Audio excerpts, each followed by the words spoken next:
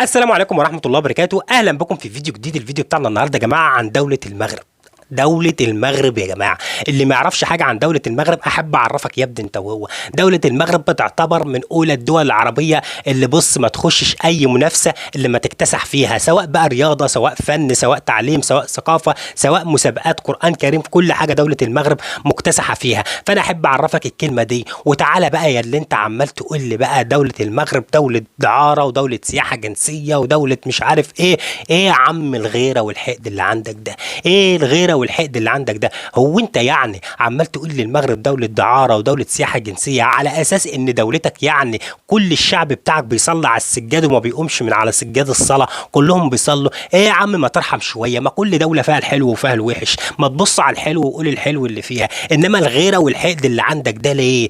ليه يا عم ما تعرفش ان الدولة دي اكبر دولة من حافظة القرآن الكريم في المغرب يا جماعة على مستوى الوطن العربي؟ اكبر دولة حاصدة على اكتر عدد من القرآن الكريم او جميع المسابقات العلميه والثقافيه بيكون في المغرب. ما شفتش عن المنتخب المغربي وهو مكسر الدنيا؟ ما شفتش عن فنانين المغرب وهم مكسرين الدنيا؟ الناس متفوقين ومتالقين في كل حاجه. ما شفتش الصناعات المغربيه اللي اصبحت حديث العالم العربي وحديث العالم كله يا جماعه، اللي بتنافس دلوقتي دول العالم سواء صناعه سيارات سواء اي حاجه؟ ما شفتش الكلام ده كله؟ لا انت عمرك ما هتشوف، انت عمرك ما هتشوف، مش هتشوف انت الكلام ده. ليه؟ عشان انت جواك حقد وجواك غيره وجواك غل، مش عايز تشوف الناس دي في صوره حلوه، انما تطلع تقول عليهم الكلام ده عشان طبعا تبوظ صورتهم، انما تعرف الكلام ده عنهم لا. فاحب اقول لك حاجه، تعالى بينا مع بعض نشوف طفل مغربي ابهر لجنه التحكيم في مسابقه قران عربيه، طبعا في دوله تانية، مش هقول لك ان هو في دوله المغرب، يعني الطفل المغربي ده راح المسابقه دي في دوله تانية، ابهرهم طبعا بصوته وحنجرته الذهبيه وصوته الجميل الرائع يا جماعه، صوته روعه. تعالى شوف بقى النماذج المشرفه والنماذج الحلوه، شوف تربيه اهل المغرب لاولادها بتبقى عامله ازاي، وبعد كده اطلع اتكلم. انت مش لاقي حاجه تتكلم فيها، تعالوا بقى مع بعض على طول نتابع الفيديو وسيبكم من الكلام اللي يحرق الدم ده. يلا بينا. ويتنافس معنا في لقاء اليوم كل من يحيى صدقي من المغرب، محمد أفنان من ماليزيا، وأبو ريحان شهيد الله من بنغلاديش. ونستفتح بالمتسابق يحيى صدقي من المغرب. ما رأيكم أن نتعرف على المراحل التي قطعها في المسابقة وآلته لبلوغ هذه المرحلة؟ حتى إذا جاءوها وفتحت أبوابها. قراءة أكابر، يعني كأني أرى أحد كبار المشايخ وهو يقرأ قراءة جميلة وسليمة، لا أرى فيها عيبا حتى أو ملاحظة. ويتم نعمته عليك ويهديك صراطا مستقيما. حقيقة ولدنا يحيى ما أدري لماذا تبخل علينا دائما وتقرأ آيتين ثلاث.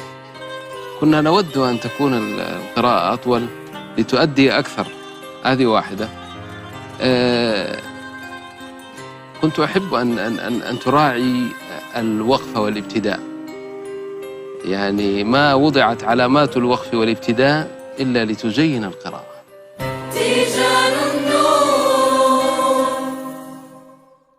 أعوذ بالله من الشيطان الرجيم.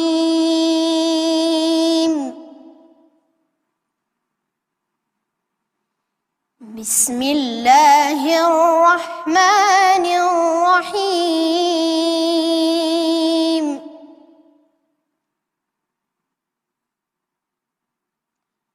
قد أفلح المؤمنون الذين هم في صلاتهم خاشعون.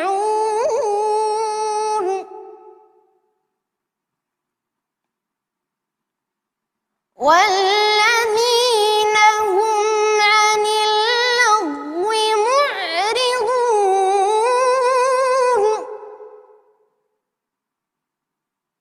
والذين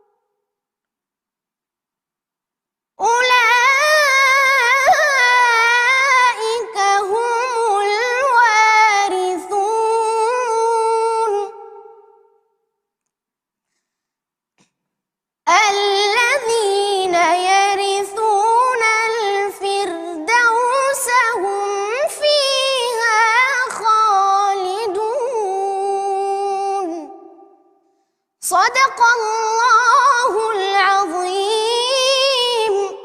صدق الله العظيم. تلاوة يحيى صدقي من المغرب، وآتيناه الحكم صبيا. ما تعليقكم شيخنا الدكتور أحمد عيسى المعصراوي؟ والله يعني مبسوط من يحيى، هو يتألق من مرحلة لمرحلة ويستفيد. هي فعلا المسابقة مدرسة، وأعظم مدرسة يتعلم فيها أبناؤنا الأحكام والأداء من خلال هذه النخبة المباركة التي يرشدونهم إلى ما يجب أن يتعلموه من خلال هذه التلاوة في هذه المسابقة.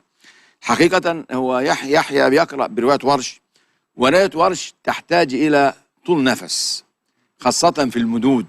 طول نفس يعني هو جميل وأداء جميل، لكن هو طبعا حسب ظروف نفسه ما يساعدوش على لما هو الذي إلا على أزواجهم.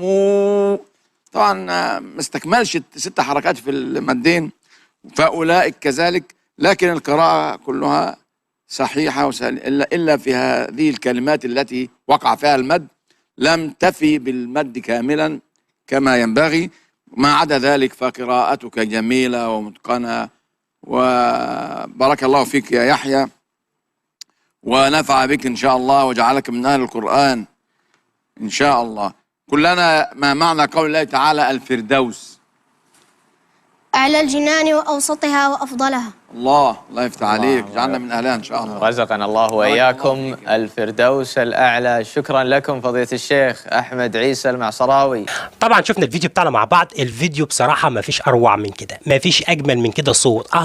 أهو يا عم، أدي تربية أهل المغرب لأولادهم، أدي تربية أدي النماذج المشرفة اللي بتبهر العالم كله. يا جماعة الناس دي بتخرج من بلدها تروح تشرف بلدها في المسابقات العلمية والمسابقات الثقافية، سواء مسابقات قرآن كريم أو مسابقات علوم. أهو يا جماعة، أهو طفل صغير أهو. شفت الناس بتربي أولادهم فين، شفت الناس بيربوا أولادهم إزاي، شفت الطريقة عاملة إزاي. أهو ده نماذج كتيرة جدا، ومش كده وبس، لا ده أنا هجيب لك نماذج كتيرة جدا. اصبروا عليا، ما تستعجلش عليا. هجيب لك نماذج كتيرة. ده كان نموذج من النماذج المشرفة في دولة المغرب، عشان تطلع تقول لي بلد دعارة، بلد سياحة جنسية. الحق يا إيه يا عم ما تخف شوية، زي ما أنا بقول لك خف شوية. ما توريني عمال تتكلم وتقول وتعيد وتزيد. إحنا ما بنشوفش من الناس إلا الحاجات الحلوة. المغرب دايما متفوقة ومتألقة في كل حاجة. دي المغرب دلوقتي بتعمل هوس للعالم العربي والإعلام والصحافة وكله. أنت دلوقتي طالع تقول لي عليها كان وماني ودكان الزلباني. ما تهدى يا عم شوية، اهدى شوية قبل ما تتكلم في الكلام ده. اهدى، شوف النماذج المشرفة، هتلاقي حاجة ترفع الراس وتشرف الدنيا. يا جماعة ادي تربية أهل المغرب لأولادهم، وما تستعجلش. هجيب لك برضو فيديوهات كتيرة بعد كده هتعرف عن المغرب أكتر وأكتر، وبعد كده بطلع اتكلم وورينا أنت حاجات من اللي أنت بتقول عليها. طبعا يا جماعة ده كان الفيديو بتاعي. من الفيديو كنا لإعجابكم. لو عجبكم الفيديو ما تنسوش لايك الفيديو، اشتراك في القناة عشان يوصلكم كل جديد. والسلام عليكم ورحمة الله وبركاته. سلام.